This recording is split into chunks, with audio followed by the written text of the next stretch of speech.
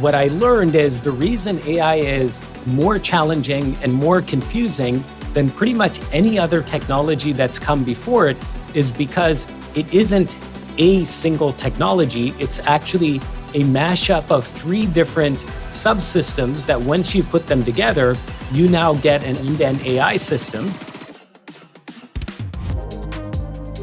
Hi, everyone. Welcome to a new season of Trust Versus. I'm Jeremy Huval, Innovation Officer with HighTrust. I'm Robert Booker, Strategy Officer at HighTrust. Jeremy, I can't tell you how excited I am about Season 2 and just getting into all the things that are out there right now to talk about. We just talked about the very significant events happening in our industry. And then we picked right up into an episode with our good friend Omar Khawaja, who is currently working at Databricks and doing really amazing work in helping industry leaders look at their data and the journey they're taking towards this thing called AI. Yeah, we touched on AI a bit on the last episode of the last season, and it is an unignorable force in technology. In my personal data feed, and maybe everyone else's as well, there's just no avoiding it. But that's not why we wanted to talk about it. We really wanted to talk about it with Omar and with others throughout this season, because HighTrust is doing a lot in this space, and everyone else in IT departments are either exploring or adopting AI systems right now. And if it's not the IT department, it's the business pushing the adoption and pulling IT behind it. But Omar has a unique vantage point because his company helps organizations set their AI adoption strategy, figure out their data landscape, and work through data governance issues. And Databricks, as an AI company, is sort of the tip of the spear of those kind of conversations. So Omar's vantage point about what he's seeing today in businesses across the world, companies large and small, we thought was really unique to just sort of set the tone of where's this conversation at right now. Yeah, I agree completely. And I confess, Jeremy, I'm sort of the maybe the old guy in the room many times, and I've been around technology a long time. And when this AI thing started, I guess I'll say 2 to 3 years, it really started surfacing. I was one of those people that was like, yeah, I don't know about this. Is this just another hype curve that we're all going to climb together and then it's going to bust on top of us? And working with people like you and others, I'm like, it's real, my friend. And, it's impacting almost everything we talk about and everything we do. And I think it has tremendous potential to really transform a lot of business and a lot of needs for, all the industries we serve. So and it's people like Omar, I guess, talking to him and having conversations that have really allowed me to, sort of progress on my journey. So it was really great to have the time to sit down with him and just catch up and talk about all this. Yeah, it was fun to listen to the conversation. You led the interview, but on that hype curve comment, I think both of those things are true. I think we're seeing a hype curve, and we'll say AI impacts IT and business technology for years to come. Hopefully, we don't get the worst of what hype curves leave, but cloud service providers are really pulling everyone in this direction. Whether we like it or not, AI is, I think, here to stay, but there's certainly no shortage of hype. But anyway, let's get into the interview. Omar, it's so good to be with you again and spend time here. Can you believe it's Season 2 of the Trust Versus podcast now? You were with us last season. We really enjoyed the conversation. My pleasure. Thank you for having me back. I can't believe it's already been an entire season of Trust Versus is already over. So when we spoke last season, you had just been with Databricks. Kind of as we start, like what's going on with that? What's going on with you as you've looked at the past year? What kind of things have you been working on? Yeah, and so Robert, I spend, because I work at Databricks, we do data and AI. So a lot of the conversations that I'm having with organizations revolve around this idea of the business wants to do AI and they want to do it really, really fast. We're still trying to figure out exactly what that system called AI really is and defining it, figuring out the risks are, figuring out how to secure it. We really wish the business would slow down. That's, the sentiment from a lot of governance leaders, not just the CISO, but others as well. And so I end up speaking with sort of what I labeled as the governance leaders. So all the different enterprise executives that have some focus on, yes, you can do it, but here's how. And so the folks I often end up spending time with are legal teams. So general counsels, with chief privacy officers, sometimes with organizations that have ethics leaders, chief compliance officers, a lot of times with the CIO and the chief data officer as well. Those are probably the big ones. And then over the last maybe about 3 or 4 months, as I've found that a key role that's being played is by board members. And so, board members' typical way of interaction with management is through asking questions.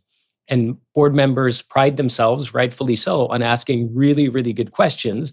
I think in the world of AI, they're still figuring out, like most of the rest of us, how do we do our job? And in their case, how do we ask the right questions? And some of the questions they're asking are the right ones. Some other questions, albeit well-meaning, are probably not the right questions. So the last few months, I've started to put more effort into spending time with board members, understanding where they're coming from, understand how they operate, and then finding opportunities to help them and direct them and guide them to ask the right questions and sort of set the right tone from the very tippy top of most enterprises. Are they just looking at it kind of in a different lens, or is it just an opportunity? They're learning new terminology. I mean, what does that feel like? I think broadly speaking, I'd say most conversations I have, maybe about 70% of the conversations I have are focused on either how do we get value from AI or how do we make sure we don't get negative value from AI? So one is the focus on the positive value, and the other one is the how do we manage the risks associated with it?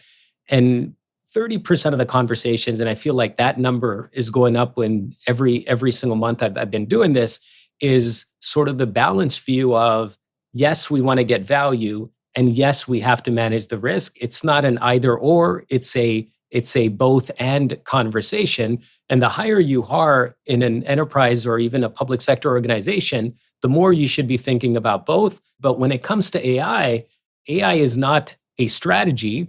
AI is simply a tool. It is a set of mechanisms. It is a set of levers that you can leverage in order to hasten your path and journey towards that strategy, and maybe even in some ways de-risk your strategy. So the better framing of that question isn't what is your AI strategy, but rather how is your strategy for your department, for your organization, for your business unit, for your enterprise, how is that strategy going to be evolving because of the existence of AI?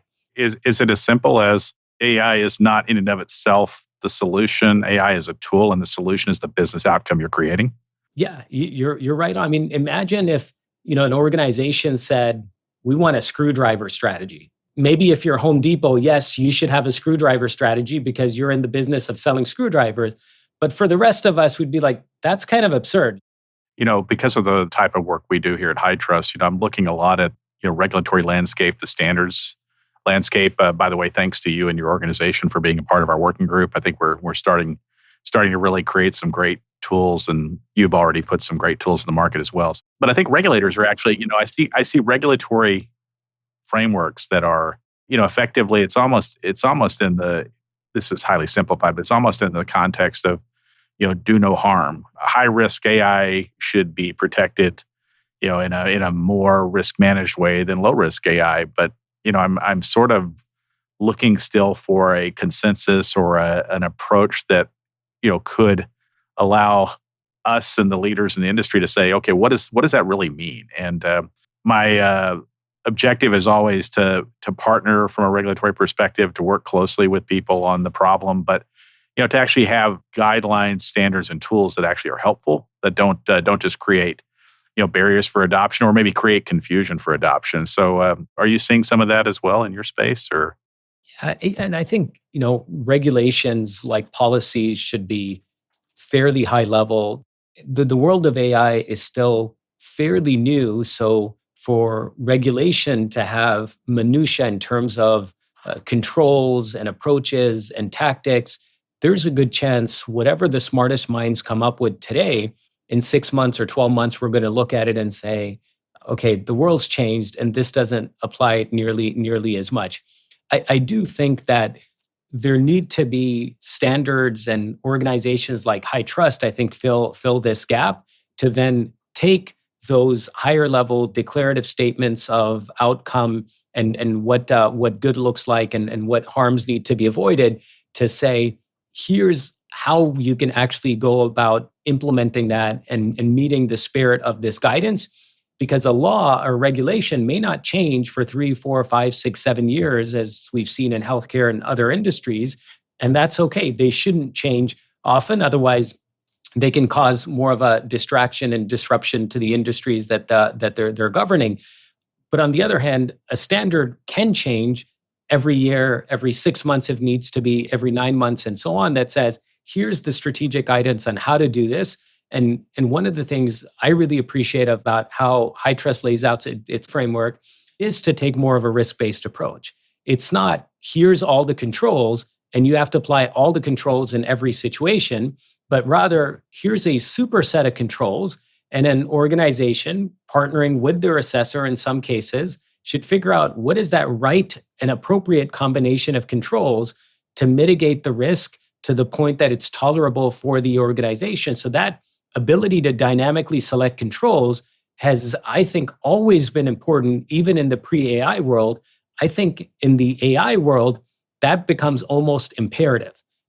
In traditional systems, traditional environments, we have this idea of a test environment and a dev environment and a pre-production and a staging environment and then a production environment. And so the production environment typically is held holy, it's held sacred, it's the one that's high risk. And most of the other environments are considered to be low risk. And one of the primary reasons for that, not the only reason, but primary reason is we only have production, real, identifiable customer information in the prod environment. We don't in the others, so we don't need to treat them with the same level of care and the same controls. Well, what happens in the world of AI when you're training models? Yes, there's some context where you can train models with non-identifiable information in your non-prod environments, but for most contexts and most use cases, you're likely going to need to use identifiable information to train and fine-tune and evaluate your models, even in non-production environments. So this idea of we've got product environments, which are quote unquote higher environments, and we've got these lower environments. In the world of AI, in many, many cases, that paradigm is just no longer applicable. So now if we say the controls that we typically deployed in one environment and these other 6 environments, we had lesser controls, now we've got to multiply our controls by 6. We're going to drive the rest of the enterprise crazy if that's what the security departments start telling their peers. Right, and I suspect, like organizations I've led, maybe organizations you've led, we typically look at policies, and those policies follow data classification because that's the way we've done it traditionally over the years. And here we have a situation that the best development of AI requires the production data in every element of the development lifecycle. So I think, that's a terrific example, and one I think that probably organizations haven't come to grips with. We have to really look at not just the controls, but the actual governance of controls and how we think about policies and standards and all those elements. I think that's really well said, Omar. So I want to switch gears here in just a minute. Your AI security framework that Databricks put out some months ago, I spent some time in that. I know as you talk about the journey of education and making sure people are doing the right thing and keeping it safe, and how does somebody pick that up and use it every day? Yeah, I'll make a confession. AI really, really scared me. When ChatGPT first came out in November of 2022, I basically pretended like it didn't exist because accepting its existence meant that I would then have to understand and acknowledge the first, second, and third order effects. And that would be a lot of change and a lot of me having to rethink how to secure an environment. And it just felt very uncomfortable and very inconvenient. So I did what humans are often tempted to do. I just took the easier route. My motto for about 5 months was ignorance is bliss. When I joined Databricks, you join an AI company, it's hard to ignore AI. And I was like, okay, I've got to come to grips with this and what this means and how this works. And as a CISO, what would I need in order to effectively manage the risk of any given use case where the business says we want to use AI? And maybe if it makes sense to me, then it'll make sense to other cyber leaders as well. And so where I started with is I went through some pretty serious months of imposter syndrome where I was like, if someone asked me to draw a picture of AI, I couldn't. And if I can't draw a picture of a system, how could I possibly threat model it, do a risk assessment on it, understand the different components, the data flows, and the architecture to then be able to say, here's the most important risks that are worth addressing, and here's some guidance on a system of controls that may mitigate those risks. And so that's what we did is I said to the team, give me a picture of what AI is, because I think I know how to spell it. And on a good day, I can tell you what it stands for, but I don't know what it actually is. And what I learned is the reason AI is more challenging and more confusing than pretty much any other technology that's come before it is because it isn't a single technology. It's actually a mashup of 3 different subsystems that once you put them together, you now get an end-to-end AI system. And those 3 systems are the world of data operations, the world of models, and then lastly, the world of applications or DevSecOps. When you bring those 3 together, you have the data that produces the models that then get served in some application. In order to understand AI, you kind of need to understand all 3 of those. So my knowledge of the data environment was probably not that much better than a 3rd grader's. And none of that is useful enough granularity and resolution in order to say, let me go do a risk assessment on it. I needed something better. And so we spent several months and we basically came up with a picture of AI. I needed a clear picture that was actually in focus to say, these are the components. And it's not an infinite component. It can't be an encyclopedia. Give me something that sort of is sophisticated enough to be comprehensive, but isn't so sophisticated that I feel like I need a PhD in data science to understand. We can then talk about what are the controls that you need to mitigate each of those risks. And that was really what the vision I had is if someone gives me this, I can go risk manage an AI use case that the business brings to me.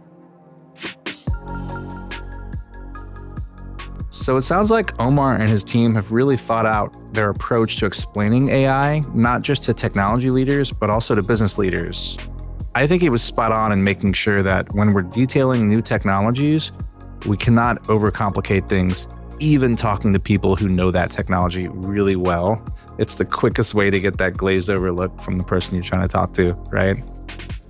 Yeah, I think maybe a lot of fear from the unknown, or maybe the confusion of thinking the topic's new and you have to really struggle to understand and fit into it. And, a lot of what I heard from the conversation with Omar is the fact that this is oftentimes an explanation of topics people may understand already, but irregardless of those points, it's just a concern for business leaders and certainly for CISOs that are working to keep up with those challenges. And I think as the conversation continued, we actually get into how these conversations are happening, not only with the business leaders, but maybe with the CISOs who are working through that fear from confusion or just having to learn new things.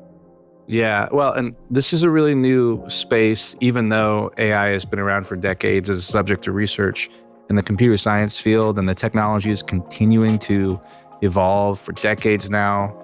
For a lot of people, we're talking about this for the first time, and for sort of disciplines of IT, this is the first time we're really having to dig our teeth in, like in the areas of governance and risk management and GRC functions and compliance, are entering the AI world and finding sort of a lack of common terminology. There's a lack of like a really well-adopted taxonomy to talk about this stuff, which just makes it tough to talk about.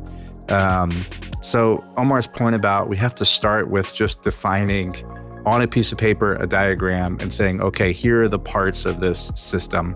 I think that's a great way to approach it. HighTrust has been working on our AI assurance program. We're building out an AI security certification.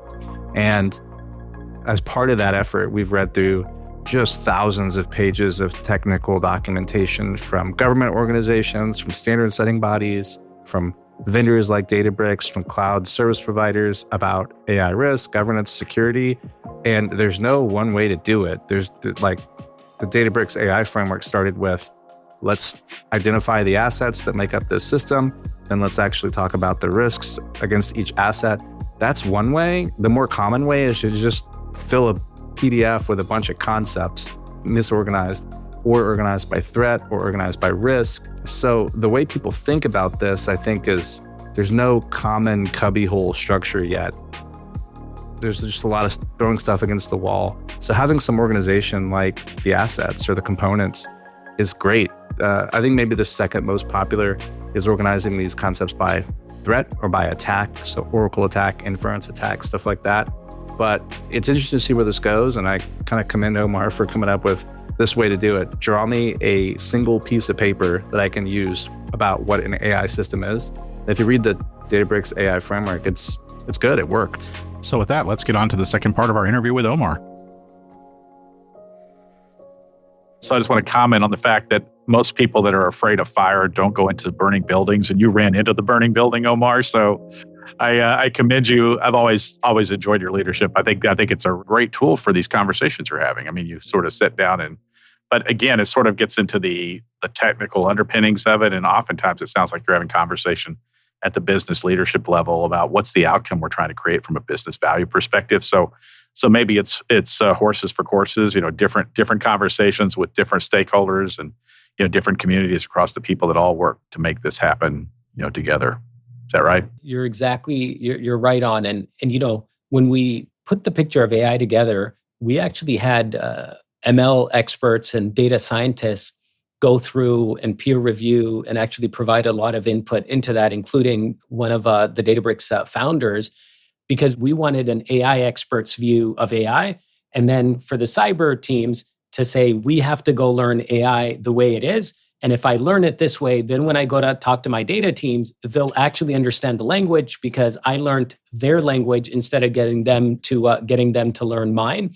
So that was important in terms of creating a common language that you could use to talk to different folks. Maybe one of my favorite experiences happened 2 or 3 weeks ago. I was meeting the assistant secretary of one of the departments of the US government. I can't name which one. I was like, okay, this is kind of odd. This person doesn't have security in their title. They don't have governance in their title. They're just an assistant secretary for one of the largest departments in the US government. I said, why? I didn't know why I was meeting them, but I thought, hey, it's cool if they want to meet me. And so I have a printout because I wasn't able to take my laptop in with me. And I start talking to them about it. And I start with the very basics. And the person says, hey, can you just speed this up? We only have 30 minutes. And I'm like, oh, I thought some of this stuff would be foreign to you. So that's why I'm going slow. And so I speed this up significantly and go faster and get to the meat of this. And I get to the point where I show the 55 risks associated with AI. And he looks at that and he says, He walks up, goes over to his wall. He has a printout of something. He rips it off the wall, brings it over, lays his piece of paper next to my piece of paper, looks at them side by side, and says, oh, wait, let me look at my risk framework and your risk framework. Yeah, this kind of lines up. And, this is part of what I said earlier, Robert, which I had such a narrow world view of the world that I went into this conversation thinking, I'm the one that cares about risk. This person is a business owner. This person really wouldn't care about risk. And boy, was I wrong. This person had a very, very prolific view and understanding of risk. I would say probably even superior to mine. I just spent a lot more time on looking at AI risk, but he had that framework and he was able to say, okay, from an AI risk perspective, I like that your risk framework gets a little bit more granular. We can use this, we can leverage this. But that's sort of the types of conversations we're able to have. I hope that regardless of who that person was, I hope that they are thinking about the problem and that, our conversations and your conversations influence good decision making that helps us all do it with precision. Yeah. Now here, so that's sort of the positive side of it. Here's the not so positive side, which unfortunately, Robert, I'm hearing more and more, and this makes me cringe a little bit. And this probably is one of my big motivators for some of the work that I get to do. Is one of the questions I asked this business owner, and I've asked others in these conversations, is, hey, do you want me to brief your CISO on this and walk them through this and see how it pairs well with the things that they're thinking, and maybe this can help them? Just happy to have a conversation to see if there's any challenges that they need addressing. more often than not, the response I get back from business owners, from CIOs, from CDOs is not in the affirmative. So it's not, yes, please go talk to the CISO. It's, I have the money. This is my project. This is my initiative. I'll figure it out. I don't want you to bring the CISO in right now because they'll slow things down. So the CISOs, unfortunately, in enough situations, are not involved in these conversations, which to me is a big missed opportunity because the CISOs, of course, can add value here. Unfortunately, for some of these organizations, the perception is the CISO is going to slow me down. The CISO is going to give me a long list of reasons why I can't do this. And I think for us, as a community of cyber leaders, that sort of is a very, very strong signal and indicator that we still have some room to go from being perceived as the organization that likes to say no to the organization that says, we're going to roll up our sleeves, we're going to partner with you, and we're going to get to yes, and we'll figure out a path there. Do you have any sense of the characteristics that those business leaders are seeing that are being exhibited by our peers as CISOs? I mean, what are they beyond the doctor of no thing, which is sort of a cliche I've used in the past, because I think that's, we work for the business. The business has to be enabled, and this is an important tool. So saying no is not an option, even though some of our peers may think that. But beyond saying no, what are the things you're observing or you think that they're worried about? Robert, I'd say at the very basic, it's just showing up. I had a conversation with the CISO of a large university. This is back in December. And they said the provost had sent out an email relaying the Gen AI policy for the faculty of this university. And I said, okay, that's good that there's something written, something documented, there's sort of a path forward. And so I asked them, what did the policy say? And they put their head in their hands and said, Omar, I'm too scared to even look. Right. So that's sort of one extreme where the CISO is literally MIA. They're not even present. They're not engaged. They're not having the conversations. And I don't think that this is the fault of CISOs. They're not experts on AI. They've been experts in managing risk and understanding other technologies and working with IT and doing that for the last 5, 10, 15 years. To expect that CISOs will magically become experts in AI within a few months sort of doesn't feel like a reasonable expectation. However, from the business's perspective, in some ways they are expecting that. We want AI, we want it now. And CISO, if you don't have a plan to get us there, then you're not really a part of our plan. So CISOs need to have a plan to be able to go to their business and say, here's what we're going to do. And that's part of the driver behind the DACE is to arm the CISOs with a plan, with a approach. Now, it's not going to be 100% of what they need, but we think for a lot of organizations, it can get them 30, 40, 50% of the way there to give them sort of the broad sort of contours and a shape of what a plan and an approach looks like so they can start building those relationships showing up. Maybe one of the simple things is just picking the right architecture. In the world of AI, the single biggest decision that's going to impact the amount of inherent risk you're taking on is going to be the architecture that you go with. So if you go with, we're going to do pre-training, you're taking on a significant amount of risk versus if you go with, we're just going to leverage a inference engine and we're going to send in prompt requests and there's not even going to be any RAG associated with it. That's sort of the lowest risk way to do AI. So it's that range, and I think so much of it is CISOs taking the time to learn and figure this out, which I know is super challenging because they're already oversubscribed. So it's not like they've got extra hours in their week to figure this out. We're on our journey with others in the industry, and we started with AI risk management. We'll be looking at some of that in the days ahead. But then we're focusing on sort of security assurance and a security assurance capability.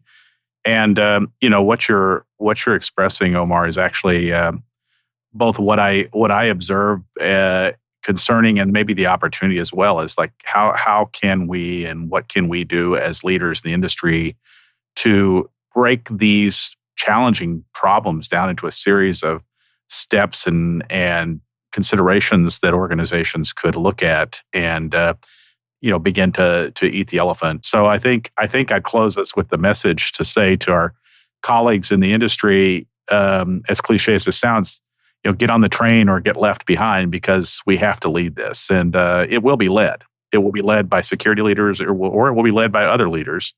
And businesses are going to use the value of these capabilities, and they are going to transform services in mighty and very powerful ways. And if done improperly, it's going to create tremendous concerns. So it is our time to shine, I think, and really appreciate your leadership on this and the fact that you're one of the bright lights, kind of holding out hope for how we could think about this problem together. Yeah, and I think, Robert, the work that HITRUST is doing, helping industry, providing guidance, and coming from a position of humility, and not that HITRUST has all the answers and going to provide them, but really convening the key players in the industry to move things forward. I think we have to do this together, and we've got to have a strong sense of humility to say we're going to try our best, and in 6 months we may have made some incorrect choices, and that's fine. We'll course correct and we'll keep going, but we've got to be able to match the pace of the business's appetite. Otherwise, that's what's going to lead to the worst outcome. Robert, that was a fun conversation with Omar. I enjoyed that. Thanks, Jeremy. I enjoyed it too. Always interesting to catch up. As I thought about the conversation, there are just a number of things that came out of it. I guess I'll start with as a recovering CISO. The whole concept of the role of CISOs in projects, the need for their involvement, and perhaps the very unpopular thing that we're not always at the table. When business leaders are starting with a major initiatives like AI. And so it's really the challenge we're facing, what we talked about a little earlier around the fear of the conversation about something that we're all learning. And, but I think there's a role we have, and moving from the role of being perceived as somebody that's going to, throw up a lot of obstacles to a person that's actually inviting conversations about good architecture choices, solid risk management concepts, and collaboration around the solution. I mean, these are things that CISOs deal with all the time. And while AI is quite new and novel and valuable, it's not necessarily a new problem we have to solve. CISOs, at least progressive CISOs, are always dealing with something new in the industry. And so I think Omar's point is that there's an opportunity for us to step in and get involved. Yeah, and it's one of those things where the train is moving. Whether you have a seat or not, AI is being adopted by the business. And one of the things I always share at the end of every AI presentation I do is everyone should stop right now and take an inventory of what AI systems are being used by the business. Because greater than likelihood than not, the population is non-zero. Someone in the business is using AI, and whether the information security group, the CISO, has inventoried that or has a risk assessment against that and secured that or not, it's happening. So I really thought it was the part about, how does the CISO not get invited to these kind of conversations? It's not academic. It's a real thing. So yeah, I thought it was probably a good reflection of where a lot of organizations' conversations are at. Business really wants to adopt this. Security, governance, risk, compliance has to really figure out how to slot themselves into the conversation if they're not currently slotted into that conversation.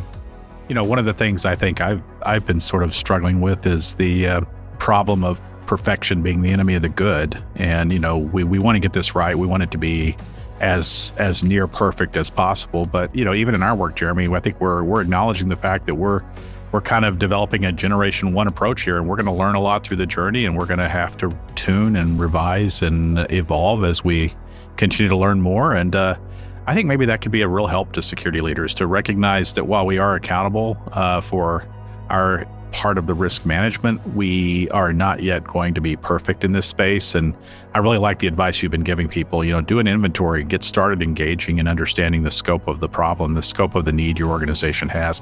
And just, if you will, get on the train, because I think seeking the perfect answer, at least in this space where it's moving so quickly, is potentially never going to be a complete journey. We're always going to be learning. We're always going to be growing. There's always something new and new attacks and new ways the data is being used that are going to be in front of us. Yeah, well, I mean, when I first saw AI do what it does now, especially Gen AI, is a little bit scary, right? And that's probably why you had the reaction of, let me just kind of not focus my energies on this right now. It's scary because new stuff, when it's this powerful, is scary. But guess what? If it's scary, that's the opportunity to grow and mature. That's where the change within happens. This is a trigger for like us to become more mature. This is a trigger for us to be better integrated with kind of organizational initiatives as opposed to just security or compliance or governance initiatives. And if we can navigate these waters correctly, we'll all be better as a result of it. Makes it a stronger opportunity to grow and change and become better. I think there's no absence of opportunity for progressive leaders to jump in and to be a part of this journey. And the journey will happen whether we're involved or not. So I think that may be the place we end this, is to say, you know, there's a lot here that we could talk about the approach. We invite you to stay close to us on this journey because we're learning together with a lot of industry experts, Omar just being one of them. And, you know, moving towards something that I think is going to be very exciting. But we invite all of you and all of our listeners to join us on the journey, to look at what we're producing and to be part of this place that we're taking the world to. And we hope to do our part to help as the problem continues to come into focus. And don't forget to rate, review, and subscribe this podcast if you liked it on Apple Podcasts or wherever you listen. And thanks so much for your attention, and look forward to the next conversation. Thank you all. Have a great day.